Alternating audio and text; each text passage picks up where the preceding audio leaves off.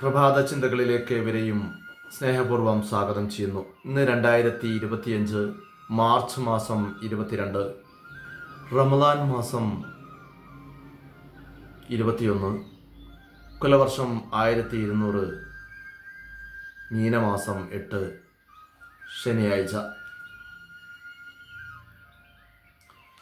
ഇന്നലെ നമ്മൾ ആരായിരുന്നോ നാളെ നമ്മൾ ആരാകുമോ എന്നതൊന്നുമല്ല വിഷയം. ഇന്ന് നമ്മൾ ആരാണ്, നമ്മുടെ വില എന്താണ്, അതായിരിക്കും സമൂഹത്തിൻ്റെ കാഴ്ചപ്പാട്. നമ്മളിന്ന് ആരായാലും നാളെ ലോകം നമ്മെ പഴിക്കാതിരിക്കണമെങ്കിൽ നമ്മുടെ മുന്നോട്ടുള്ള ഓരോ ചുവടും പതറാതിരിക്കാൻ പ്രത്യേകം ശ്രദ്ധിക്കണം. താൻ ഒരിക്കലും അതിൻ്റെ തണലിൽ ഇരിക്കാൻ പോകുന്നില്ല എന്നറിഞ്ഞുകൊണ്ട് ഒരാൾ ഒരു വൃക്ഷത്തൈ നടുമ്പോൾ അതിനർത്ഥം ജീവിതം എന്നാൽ എന്താണെന്ന് അയാൾക്ക് സ്വയം മനസ്സിലാക്കി തുടങ്ങിയിരിക്കുന്നു എന്നാണ്. തോൽക്കാതെ ജയിക്കുന്നവർക്ക് വിജയം ആസ്വദിക്കാൻ കഴിയില്ല.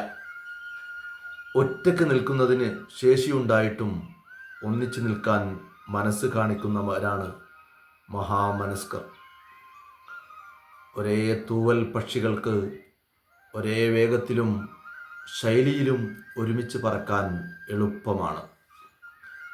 വഴുതി വീഴാതിരിക്കാൻ പ്രേരകമായ ചില കാരണങ്ങളാണ് ജീവിതത്തിൻ്റെ ഗതി തന്നെ നിർണ്ണയിക്കുന്നത്. നമ്മൾ സഞ്ചരിച്ച വഴികളും കയറിയ പടവുകളും ഓർത്തിരിക്കണം.